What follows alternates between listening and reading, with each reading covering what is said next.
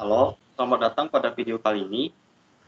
Kami dari kelompok 1 akan mempresentasikan mengenai perancangan perusahaan pada PT Rizky Prajaya yang bergerak di bidang furniture manufaktur. Kelompok kami terdiri dari Andrew Joseph, Kevin Jonathan, Gary Renaldi, Mesak Napitupulu, dan saya sendiri, Leonardo.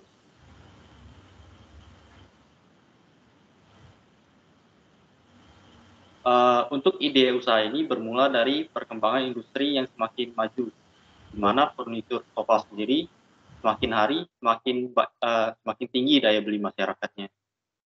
Lalu konsumen yang memiliki tuntutan tinggi terhadap nilai produk furnitur menyebabkan kami mengeluarkan sebuah ide agar menciptakan furnitur yang multifungsi, yakni pada furnitur sofa, di mana furnitur sofa yang kami ingin rancang ini memiliki fungsi sebagai tempat tidur, tempat duduk, dan tempat penyimpanan, sehingga fungsi yang dimiliki 3 in 1.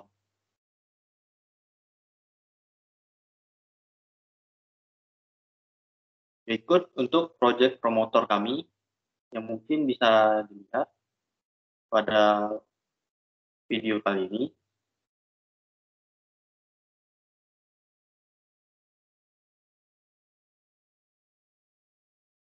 Untuk perancangan sebuah bisnis, tentu kita harus menganalisa faktor-faktor yang diperlukan. Nah, pada perancangan bisnis ini kami menggunakan analisa PESTEL, di mana untuk faktor-faktornya terdiri dari faktor politik, faktor ekonomi, faktor sosial, faktor teknologi, faktor legalitas, dan faktor lingkungan. Di mana untuk faktor politik sendiri terdiri dari prioritas pemerintah yang masih belum tinggi pada furniture. Lalu juga ada undang-undang yang dimiliki oleh pemerintah yang melindungi HKI dari desain sofa. Lalu ada faktor ekonomi yang menunjukkan bahwa yang dapat berdampak pada penurunan penjualan, seperti terjadinya COVID dan lain-lain. Selanjutnya juga ada faktor sosial, di mana faktor sosial ini akan berpengaruh tentang bagaimana kami akan melakukan pemasaran.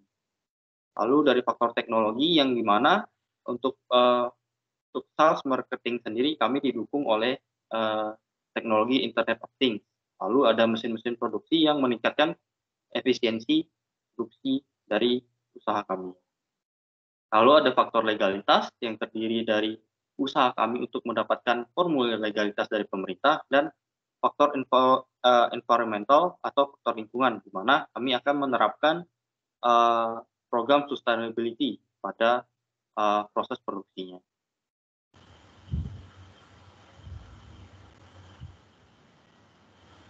Kemudian berdasarkan penjelasan sebelumnya, untuk kondisi ekonomi dapat diketahui bahwa pembangunan pada bidang properti seperti hotel dan perumahan itu semakin meningkat pada beberapa tahun terakhir. Tapi karena ada pandemi COVID-19 pada saat ini, kemungkinan diprediksi peminat terhadap furniture ini akan naik kembali pada tahun 2022 yang sempat menurun pada tahun ini. Nah, kemudian dalam melakukan pembangunan perusahaan dibutuhkan biaya investasi yang besar, namun akan dapat menguntungkan dalam jangka panjangnya, seperti investasi peralatan, tanah, dan bangunan. Kemudian dibutuhkan juga konsultan pajak untuk melakukan pemeriksaan laporan keuangan ataupun dalam melakukan konsultasi anggaran perusahaan. Nah, kemudian dilakukan juga observasi dan riset untuk melakukan lokasi dari manufaktur, pabrik manufaktur, yaitu didapatkan berdasarkan metode Brown-Gibson, itu didapatkan di wilayah Karawang, Jawa Barat. Nah, sekarang kita bakal ngejelasin bisnis model Canvas. Lanjut. Nah, bisnis model Canvas ini ngegambarin secara luas model bisnis kita tuh seperti apa sih, kita bekerja sama dengan siapa, tujuannya apa. Nah, dalam bisnis model Canvas itu ada key partners, key activities, key resource, cost structure, revenue streams, value position, customer relationship, channels, dan customer segment. Key partner itu menjelaskan kita partner kita dalam usaha ini siapa aja sih. Nah, di situ ada supplier kayu, supplier kain, toko bangunan, semua yang kita pilih berdasarkan kebutuhan kami. Key activities itu kita ngerjain tuh kegiatan utama kita apa sih? Yaitu kita mendesain produk, yaitu produksi produk, advertising, marketing, dan service. Key resource yaitu sumber ya resource kita tuh apa sih? Yaitu plant production, warehouse, transportasi, peralatan, raw material, itu resource untuk kita bisa produksi. Value proposition, apa sih yang ditawarin, value yang ditawarin itu apa sih? Yaitu kita menawarkan sofa multifungsi, menawarkan kualitas baik dengan harga yang terjangkau.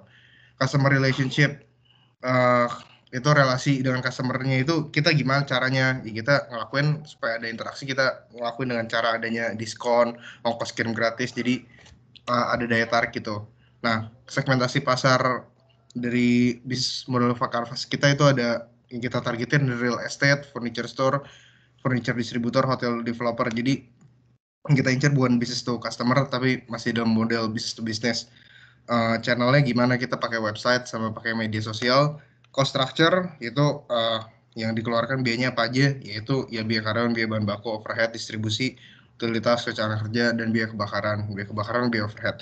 Revenue streams itu pendapatan kita dari mana sih? Yaitu bisa dapat dari penjualan produk sofa dan jasa perbaikan sofa.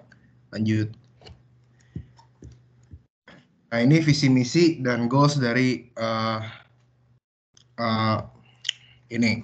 Jadi itu untuk menjadi perusahaan pembuat dan pemasok sofa yang multifungsi serta terjamin kualitasnya terpercaya dan juga profesional dan perbaikan juga diakui oleh masyarakat. Itu visinya. Misi itu untuk mencapai visi memberikan kepada konsumen kepercayaan pelayanan dan tanggung jawab, mengembangkan produk multifungsi untuk kepuasan pelanggan, menyelesaikan pesanan konsumsi tepat waktu. Goals yaitu dengan model bentuk yang multifungsi dan pelayanan terbaik dapat memberikan kesan minimalis dan kepuasan pelanggan kepada seluruh konsumsi dalam hal kualitas. Lanjut. Selanjutnya yang kita akan membahas tentang marketnya. Next. Nah, ini adalah gambar dari produk kami. Yang kiri itu dalam bentuk sofanya, yang kanan itu udah bisa menjadi tempat tidur juga. Next. Selanjutnya membahas demand dan market share. Untuk demand-nya itu sofa ini diperuntukkan untuk penghuni perumahan dan tempat tinggal yang menginginkan barang yang fungsional dan praktis, yang karena barang kami kan dapat digunakan lebih dari satu fungsi. Selanjutnya dikarenakan target market yang kami tuju adalah para pengembang properti, maka produknya ini cukup besar peminatnya dan jarang diproduksi. Dan produk kami ini juga menawarkan kualitas yang bisa bersaing dengan produk lainnya. Next. Untuk market size-nya ini masih tergolong relatif masih besar, dikarenakan menurut data dari survei penduduk antar sensus atau SUPAS di tahun 2020 sekitar 10 juta jiwa terdapat di Jakarta dan setiap tahunnya meningkat sebesar 0,7%, yang berarti kebutuhan akan tempat tinggal juga semakin tinggi, namun lahan juga semakin sempit, sehingga membutuhkan furnitur yang praktis dan efisien dalam memanfaatkan lahan yang tersedia. Next.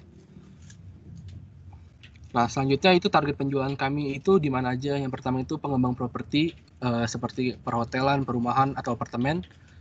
Terus ada juga toko furnitur dan distribution dari furnitur.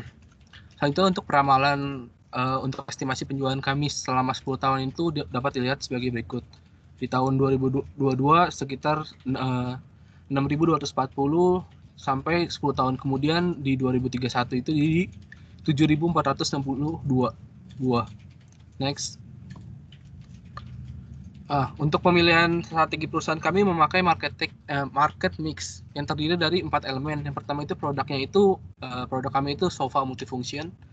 Yang kedua itu price-nya itu disesuaikan dengan target dari marketnya. Selanjutnya untuk place-nya atau penempatan dari perusahaan kami berada di Karawang. Selanjutnya untuk promotion-nya itu kami dari sosial media. Selanjutnya untuk program penjualan atau sales program ini difungsikan untuk membantu kami sebagai perusahaan dan juga partner kami dalam melakukan transaksi. Programnya itu antara lain adalah pengaturan keuangan perusahaan dan juga program yang memudahkan dalam melakukan pengantaran barang dari perusahaan kami ke tempat customer kami. Next. Selanjutnya untuk produk pricing yang kami ini menggunakan dari harga pokok produksinya. Dapat dilihat di sebelah kanan itu HPP-nya itu sekitar 6.218.000-an dan kami akan menjual sekitar 6.950.000-an yang akan diproduksi sebanyak 520 buah dalam 1 bulannya. Next. Untuk promotion dari perusahaan kami, yang kami menggunakan media sosial media. Yang pertama itu ada Facebook, yang kedua Instagram, yang ketiga itu official website dari perusahaan kami. Selanjutnya membahas tentang estimasi pendapatan atau sales revenue.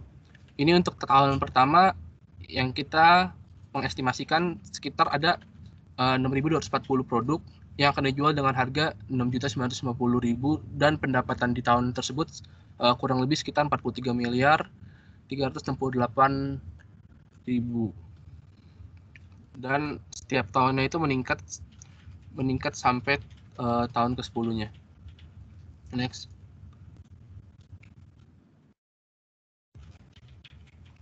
Nah, sekarang bakal ngejelasin mengenai operasional. Lanjut. Nah, jadi kita bakal ngejelasin proses bisnis dan operasional perusahaan. Ada beberapa pihak yang harus diperhatikan pada proses bisnis, yaitu terhadap pihak warehouse, sales, production, vendor, dan customer itu sendiri. Jadi kan tadi udah dibilang kalau misal target customer itu real estate, masih model bisnisnya modelnya itu business to business. Ini langsung next.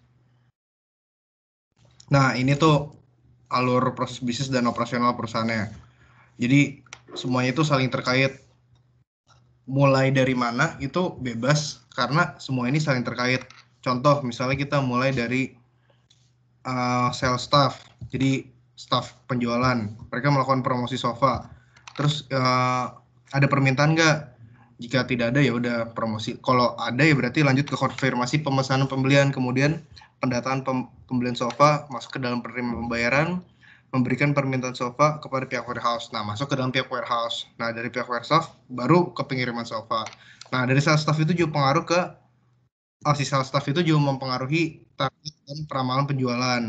Kemudian dia memberikan jumlah data stok untuk ke warehouse staff. Nah, warehouse itu sendiri ada 2, warehouse A, ada warehouse B. Warehouse A itu menyimpan, kalau misalnya warehouse B itu menyimpan produk yang sudah jadi, kalau warehouse A itu part-part semua disimpan. Dan itu ya ini saling berpengaruh gitu. Jadi ada 4 pihak yang saling berkoordinasi, itu warehouse, sales, production, vendor, dan customer. Sorry, bukan 4, 5. Lanjut.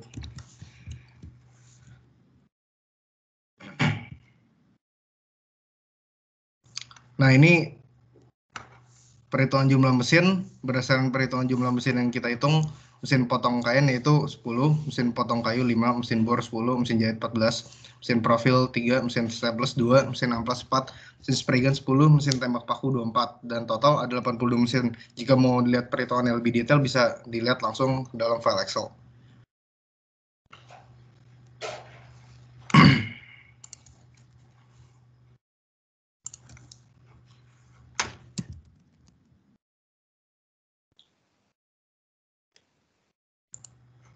Nah, ini sekarang.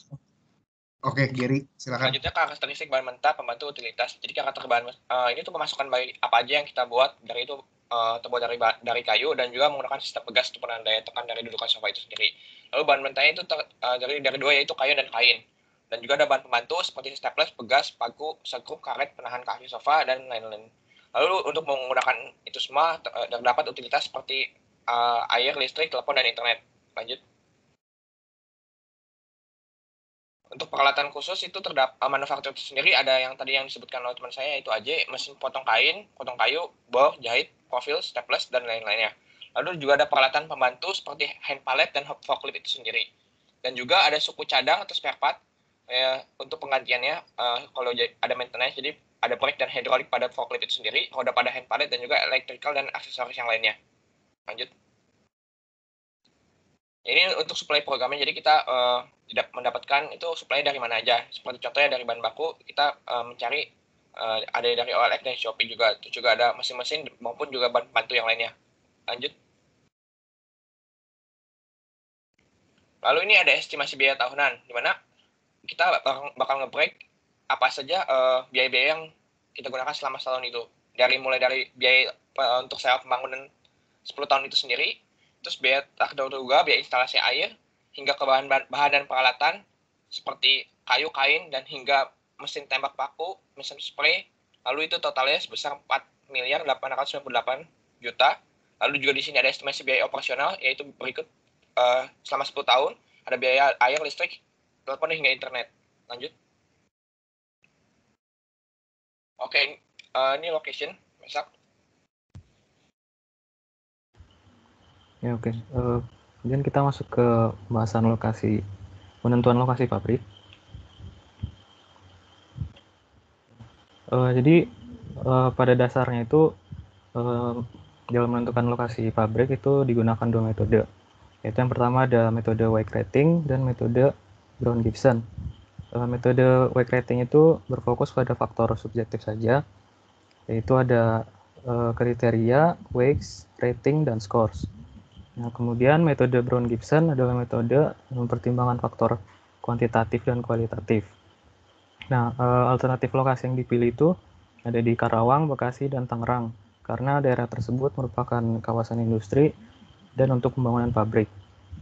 Nah, kelompok kami memilih metode Brown-Gibson karena mempertimbangkan faktor kuantitatif dan kualitatif, dan lokasi yang terpilih adalah daerah Karawang. Nah, ini adalah tata letak rancangan dari pabrik manufaktur kami. Itu ada lokasi gudang barang jadi, gudang bahan baku, dan gudang bahan pembantu, kemudian mesin-mesinnya, kemudian terdapat juga fasilitas tempat parkir, perkantoran, dan lain-lainnya.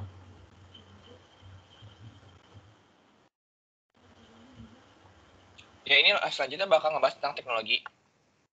Jadi, pemilihan teknologi dan sumber daya biaya investasi teknologi yang kita tekanin sini lebih ke arah peralatan, yaitu laptop dan telepon kantor, di mana ada total unit 102 laptop dan telepon kantor 18 unit, di mana total harga semua akumulatifnya sebesar 283.290. Karena kita menekankan di sini lebih ke arah bidang di office-nya ya, untuk teknologi itu sendiri. Sisanya kan udah termasuk mesin, itu yang lain udah di manufakturnya. Selanjutnya. Selanjutnya membahas organization dan manajemen. Next. Nah, ini untuk struktur organisasi dari perusahaan kami, yaitu terdapat 4 divisi. Yang pertama, terdapat 3 divisi. Yang pertama divisi operasional, yang kedua divisi finance dan accounting, yang ketiga itu divisi sales and marketing. Next. Nah, ya, selanjutnya membahas strategi dan tujuan manajemen.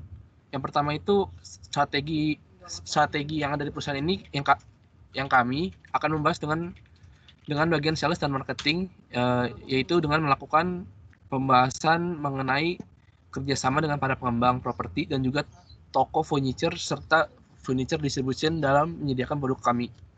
Selanjutnya, tujuan dari perusahaan kami bukan hanya mencari untung, melainkan membawa perubahan ke arah yang lebih baik, khususnya bagi tempat tinggal yang ada di Indonesia, itu dengan memanfaatkan ruang yang ada dengan produk yang tepat dan efisien dalam penggunaan, yaitu dengan menggunakan sofa kami. Selanjutnya, persyaratan keterampilan staf. Yang pertama itu untuk staf dari bagian produksi, yaitu dapat mengoperasikan setiap mesin dengan baik dan melakukan perbaikan serta perawatan terhadap mesin tersebut. Selanjutnya untuk yang karyawan untuk kantornya itu yang diperlukan itu adalah kritis dalam mengambil keputusan, bekerja sama dengan baik antar divisi atau bagian, dan juga dapat melakukan pekerjaan dengan benar dan baik. Next. Nah, ini untuk estimasi biaya tenaga kerja selama 10 tahun ke depan. Untuk upah operator ini yang kami menggunakan upah UMR dari dari UMP dari Karawang yang sebesar 4.594.000-an dan mengestimasikan setiap tahunnya itu naik sekitar 8% untuk setiap tenaga kerjanya, dan tenaga kerja yang dibutuhkan itu sekitar 171 orang. Next. Ya, ini lanjut ada bagian timeline penjadwalan. Next. Jadi sini ada penjadwalan dari bulan November hingga Desember. Itu untuk tahun 2022 itu dimulai dari survei pencarian sewa bangunan dan perizinan itu di bulan November 2021.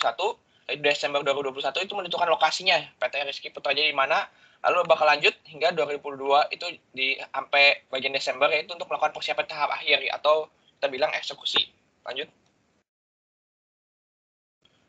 Lalu di sini ada finance and economic evaluation. Lanjut. Di sini ada harga pokok produksi dan penjualan yang tadi udah dibahas sama teman saya, di mana unit produksi 1 bulan itu untuk 1 bulannya 520. Jadi harga produksinya kisaran 6.218. Di mana kalau kita estimasi selama 1 tahun dengan estimasi jumlahnya 6.240 akan mendapatkan pendapatan 43 miliar 368 juta. Itu kenaikan dari setiap tahun itu 2%. Hingga 2021 itu pendapatannya menghasilkan 51 miliar 860 juta 900 rupiah. Lanjut. Lalu di sini ada total biaya penyusutan dan biaya overhead. Di mana total biaya penyusutan itu terdiri dari 2022 hingga 2021 itu penyusutan mesin itu sendiri, dan juga biaya overhead. Biaya overhead itu berupa biaya perawatan mesin, penggantian suku cadang, dan promosi. Karena pada 2021 itu berjumlah 0 atau 0 karena 2021 belum memulai produksi itu sendiri, dimulai karena dari tahun 2022. Lanjut.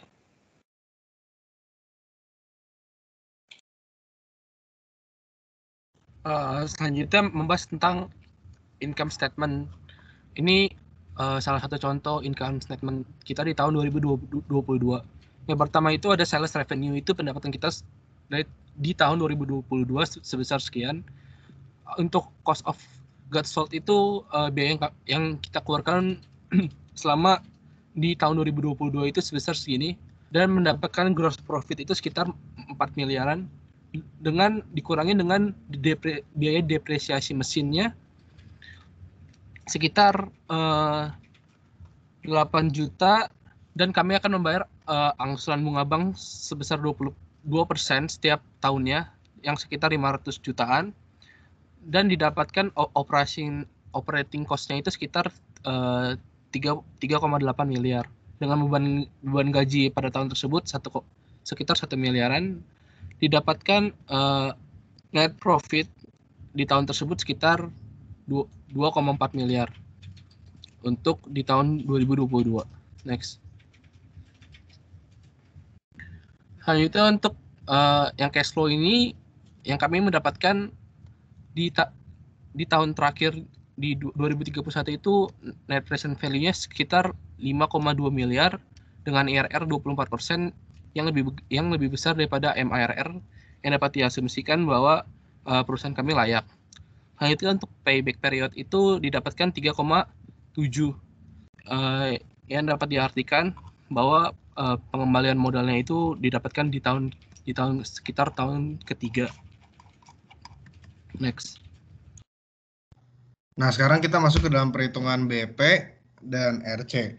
Nah, kalau misalnya untuk menghitung BP ini, kita hitung tuh BP unit. Jadi, menentukan berapa sih jumlah unit yang perlu dijual untuk sampai mencapai titik break even point, mencapai titik gak untung gak rugi, yaitu 2.173 produk. Nah, ini tuh FC itu singkatannya fixed cost, VC itu variable cost, P itu payment, harga jual. Fixed cost itu berarti yang biaya investasi tetap, kalau variable cost yang masih berubah-ubah. Nah, RC ini harga jual dibagi harga modal.